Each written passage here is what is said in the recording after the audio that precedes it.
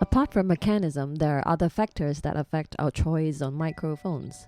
We'll look at the following 7 specifications in this video: frequency response, directionality, transient response, sensitivity, self-noise, SPL handling capability, output impedance. Frequency response is the measurement of the microphone's output over the audible frequency range when driven by a constant on-axis input signal. It is usually shown by a graph like this, with the relative response in decibel on the y-axis and the frequency in hertz on the x-axis.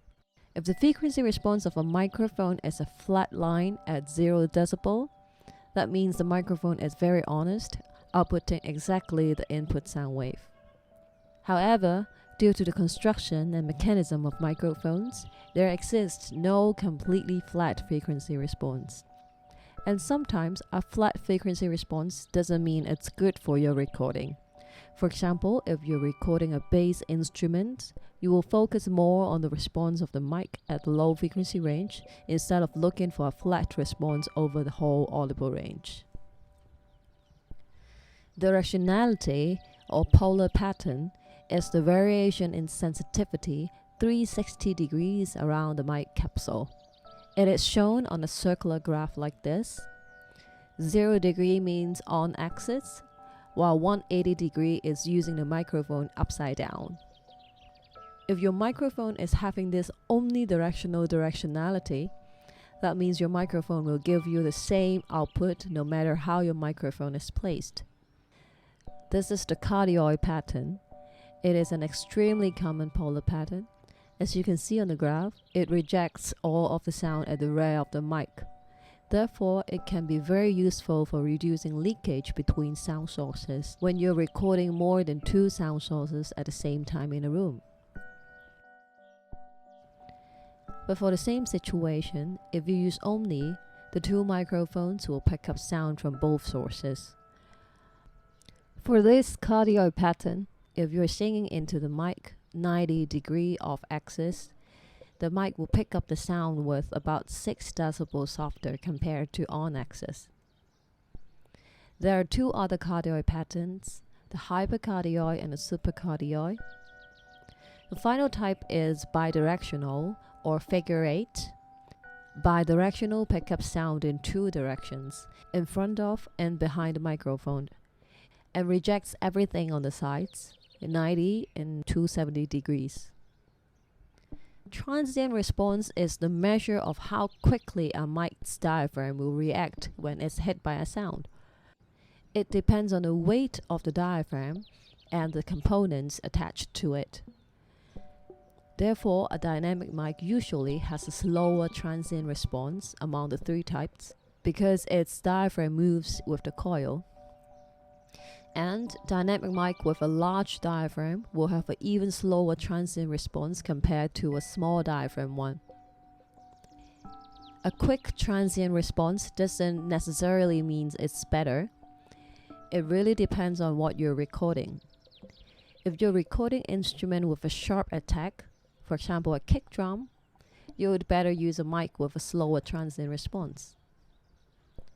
A mic's sensitivity rating is the output level in volt that a microphone will produce, given a specific and standardized acoustic signal as its input in decibel SPL.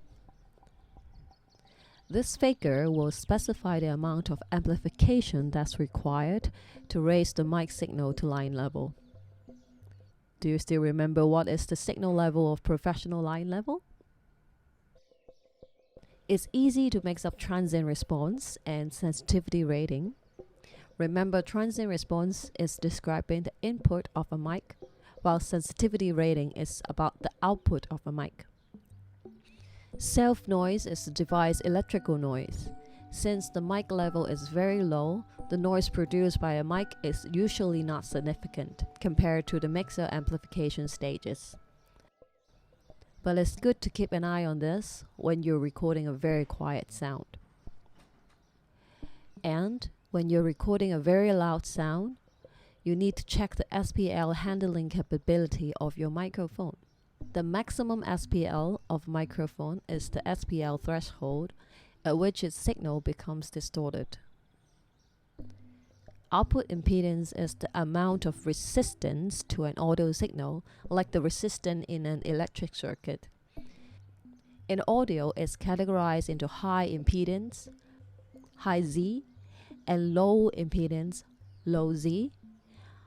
The most commonly used microphone impedance are 50 ohms, 150 to 250 ohm, which is low Z, and 20 to 50 kilo ohm, which is high Z.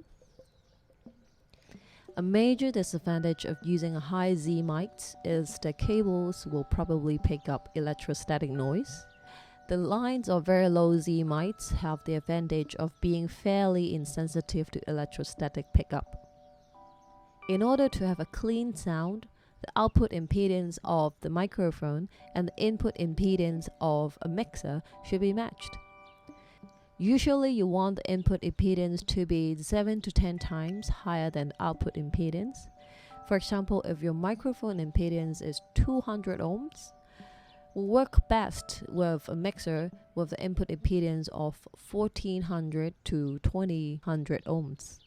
We'll discuss this in more details later. You can learn about the specification of a mic in its menu. The menus are usually available online. I suggest you to check that out before you're buying a mic.